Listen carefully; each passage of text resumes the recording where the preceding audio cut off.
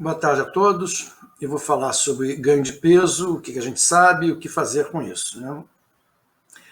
A obesidade é um problema grande mundialmente. Obesidade é definido como um IMC acima de 30.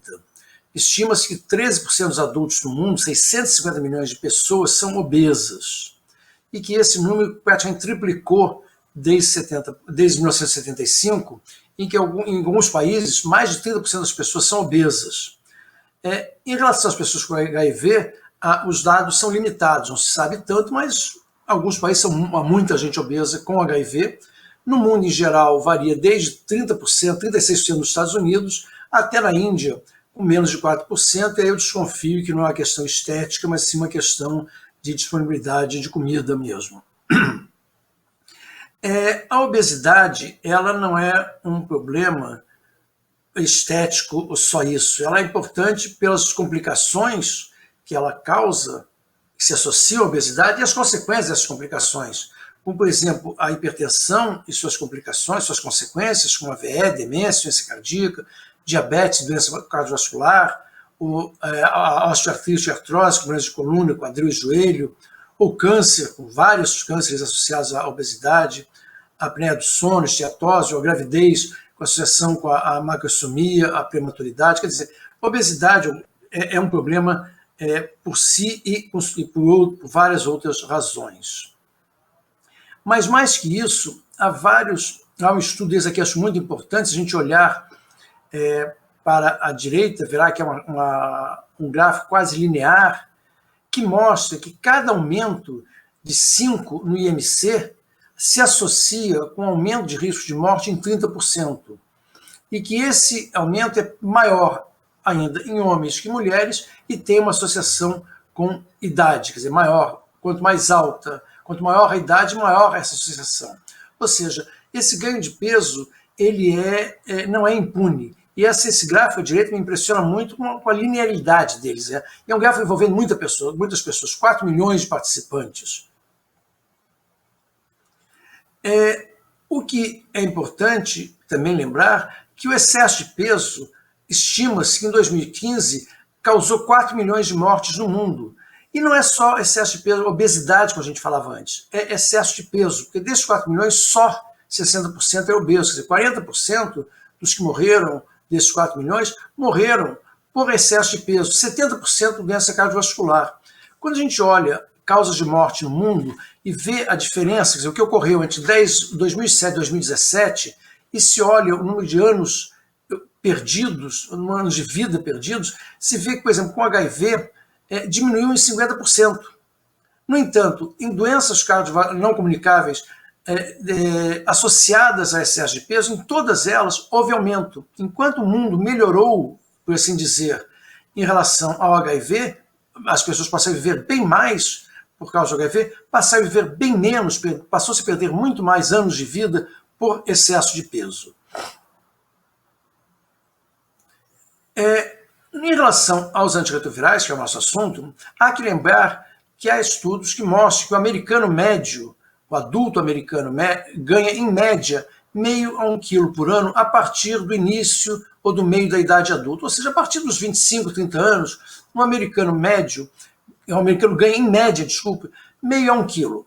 No entanto, há esse estudo logo à esquerda, mostrando, uma análise de muitos pacientes, 4 mil com inibidores de integrase, 7 mil com IP, 10 mil com não-NUC, que mostram que as pessoas vinham ganhando seu peso normalmente, entre aspas, o seu meio quilo, 1 quilo por ano, e depois que trocam e que começam os antirretrovirais, há um aumento de peso importante, principalmente com inibidores de integrase, depois com IPs e depois com não-NUCs. Isso talvez se deva inicialmente a uma volta à saúde, mas depois pode ser que haja uma associação com as drogas em si. O mesmo ocorre, quando mostrado à direita, quando se troca, as pessoas vinham num determinado ganho de peso, ao trocarem a sua terceira droga, esse aumento se acelera, especialmente com o inibidor de integrase. Vamos falar disso mais um pouquinho já já. Aqui, esse estudo foi bastante falado, o OPERA, né? nessa fase atual de estudos com nomes de música, mas o que eu acho que é importante mostrar, quando a gente olhar em cima, as pessoas trocaram de TDF para TAF, e alguns trocaram não só de TDF para TAF, mas também trocaram de não INST para INST. E o que esse estudo mostra é que, no geral, todo mundo vinha ganhando seu pezinho anualmente, e ao trocar, abruptamente, houve uma aceleração desse ganho de peso no primeiro ano, que depois voltou àquele ritmo anterior. E que essa aceleração, olhando embaixo, esqueceu a troca de TAF, mas só pela classe, ela foi maior em quem trocou para INST e não NUC, e menor em quem trocou para inibidor da protease. Aqui nós temos uma meta-análise que foi bastante badalada, feita pelo Paul Sachs e colaboradores, em que eles analisam 8 estudos em terapia inicial e tentam avaliar 8 estudos que relataram ganho de peso. Muitos estudos, antigamente, não se olhava para isso. Então, são estudos mais recentes, mas eles mostram que os principais fatores de risco para ganho de peso são CD4 baixo e carga viral alta. Provavelmente, isso indica retorno à saúde.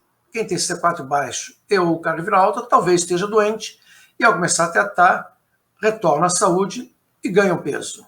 Em terceiro lugar, um índice de massa corporal. Quanto mais gordo, mais ganha peso. Talvez por ser junto em retorno à saúde com pessoas que são tendentes a engordar.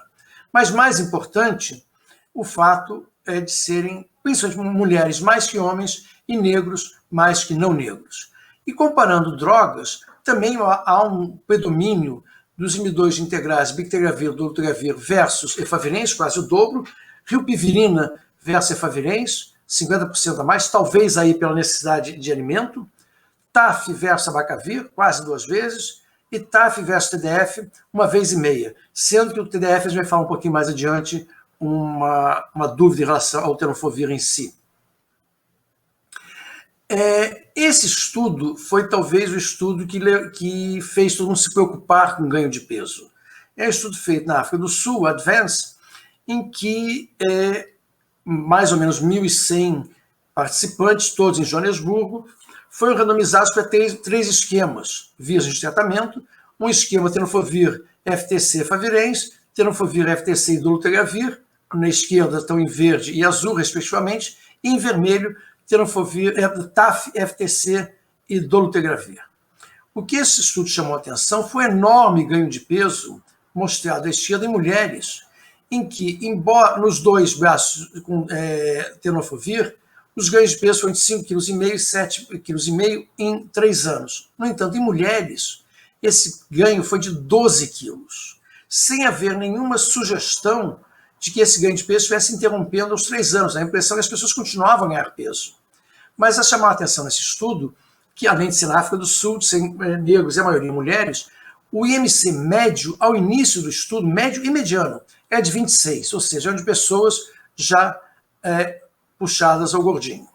E quando a gente olha a distribuição no gráfico à direita, em cima, a distribuição de ganho de peso, ela não, de gordura, na verdade, ela não é linear, nem é igual entre homens e mulheres. A distribuição de ganho de peso, onde a gordura se acumula, varia com a droga utilizada e homens e mulheres. E bastante interessante a gente olhar o gráfico de baixo, ele olha o ganho de peso e um gene chamado CYP2B6, que é o gene da metabolização do efavirenz. O que ele mostra é que as pessoas que metabolizam efavirenz lentamente são aqueles em verde, ou seja, que vão ter muito efavirenz na sua circulação, serão aquelas que terão efeito colateral mais importante do efavirenz. E essas não ganham peso.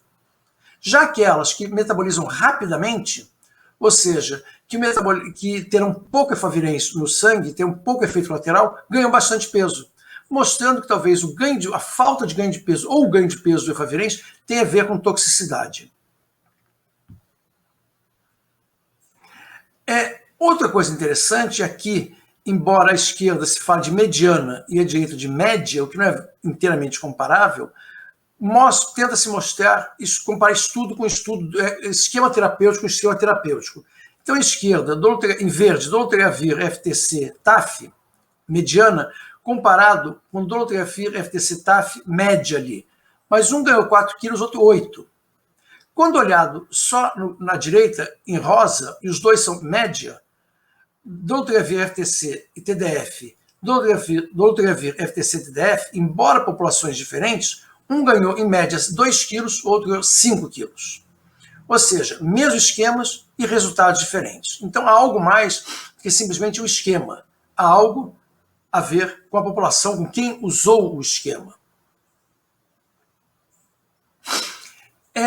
A outra coisa importante, aqui com outra droga, a doravirina, a gente comparando nos mesmo estudo, na mesma semana 96, média com mediana. Se o ganho de peso fosse homogêneo na população, se todo mundo ganhasse peso homogeneamente, esperar-se-ia que a média e a mediana fossem semelhantes. No entanto, há uma diferença muito grande de média e mediana. Por exemplo, a média dos BAs de doravirina, a média é de 2,4 e a mediana é de 1,5.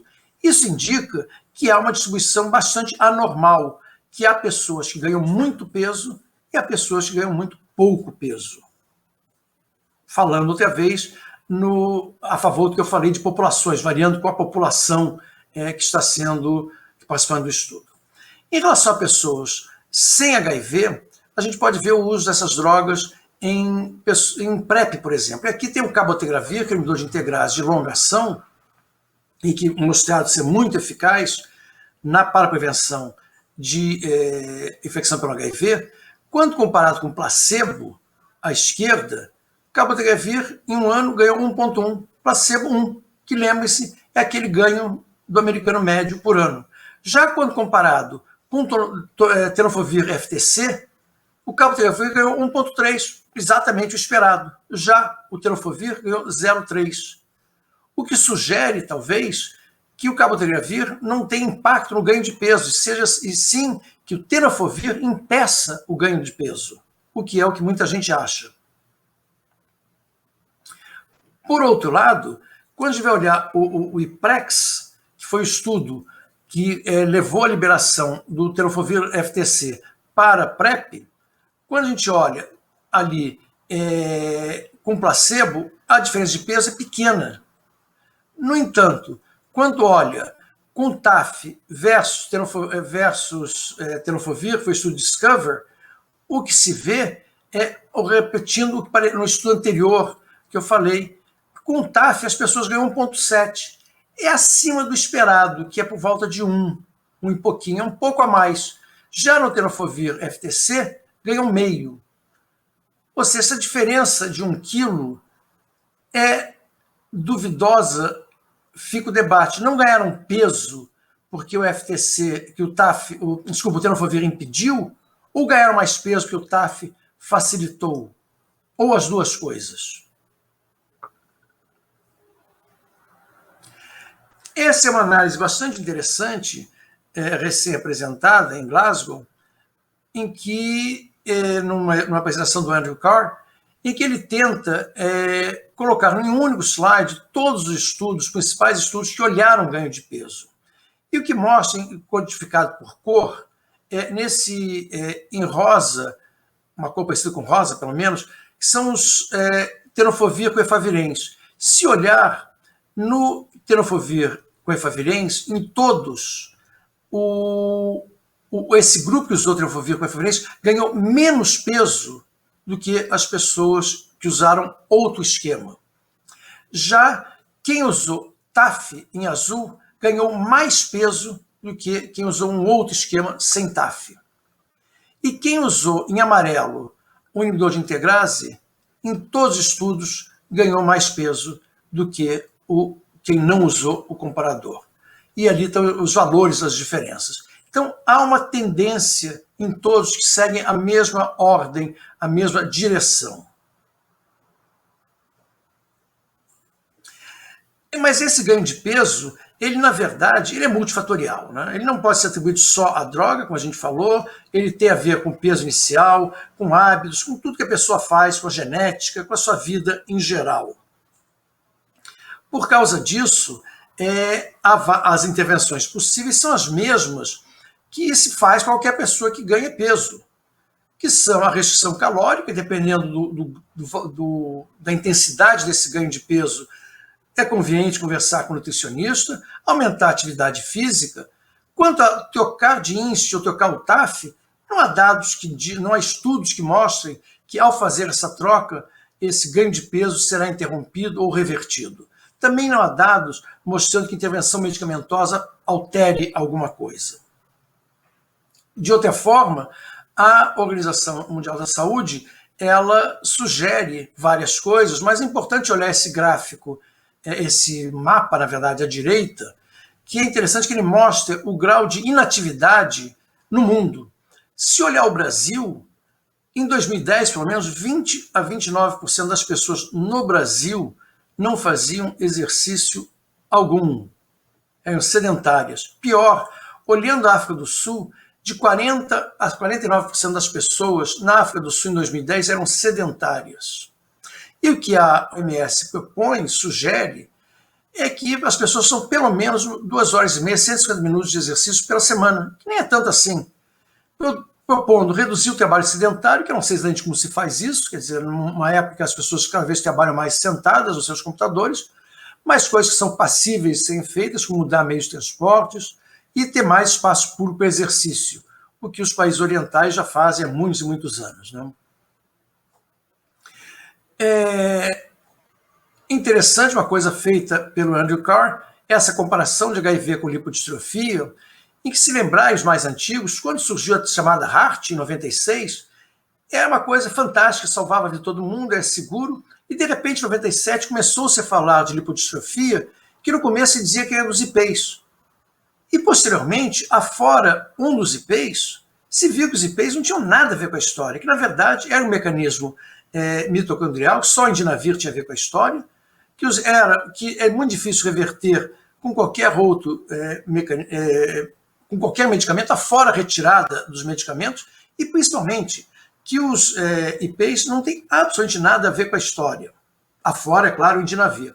A mesma coisa talvez com o ganho de peso. Quando começou em grande escala, os inibidores integrais começaram a ser usados em grande escala, eles eram absolutamente seguros. De repente começou a se falar sobre ganho de peso. O ano passado começou a se dizer que o tenofovir e dolutegravir causam ganho de peso, que o tenofovir e o favirenz impedem o ganho de peso, esse debate, e no momento a gente não sabe quem causa, como causa, por que causa, o que fazer, se isso é reversível, se isso estabiliza, e isso nós vamos saber no futuro próximo, espero. Mas eu acho que a grande lição é que ganho de peso é um problema, não é só um problema estético, é voltar ao que eu apresentei antes, que esse ganho de peso, cada 5%, cada 5 pontos no IMC, aumenta em 30% o risco de morte. Eu acho que esse é um dado que não se pode esquecer jamais. Finalmente, eu queria agradecer às pessoas, o Andrew Carr, a Márcia e a Tânia, que me emprestaram slides e conversaram sobre o assunto, e agradecer a todos por terem assistido. Obrigado.